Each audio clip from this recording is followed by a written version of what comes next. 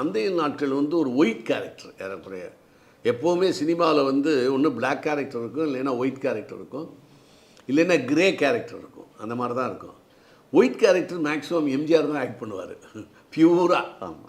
அவருக்கு முரண்பாடுகள் மற்றவங்களால தான் வரும் மொழி, அவரால் யாருக்கு முரண்பாடு வராது. அப்போ எனக்கு வந்து அதில் ஒரு ஒயிட் கேரக்டர் எது இந்த அந்தைய நாட்கள், அது ரொம்ப அது பாக்யராஜ் சாரை தான் பாராட்டணும். அந்த மாதிரி ஒரு பியூராக ஒருத்தரை வந்து அது இலக்கியத்தில் தான் சொல்லலாம், அதனால் சினிமாவில் சொல்ல முடியாது, வாழ்க்கையிலையும் சொல்ல முடியாது. அப்படி ஒரு கேரக்டர் கொடுத்தாரு. அது வந்து என்னுடைய பிஸ்னஸ்க்கு ஒரு இமேஜை க்ரியேட் பண்ணிச்சு, ரொம்ப தூக்கி விட்டுச்சு என்ன அந்தைய நாட்கள். எம்ஜிஆர் அவர்கள் கூட அதை பார்த்துட்டு வந்து ரொம்ப பாராட்டினார் அந்த அந்தைய நாட்கள் படத்தை. பட் அச்சமில்லை தான் என்னை வந்து ஒரு பெரிய லெவலில் ஒரு இண்டிவிஜுவல் ஹீரோவாகவும், என்னுடைய சம்பள உயர்வுக்கு காரணமே பாலச்சந்தருடைய அந்த படம் தான். அது வந்து என்னன்னா, முதல்ல பூரா ஒயிட்டாக இருப்பேன், அப்புறம் வந்து கிரே கேரக்டராக மாறிடுவேன். அதாவது ஒயிட்டும் இல்லை பிளாக்கும் இல்லை, ரெண்டு மிக்ஸான கேரக்டர். காட் அண்ட் சாட்டன் அமால்கம்னு பேர்.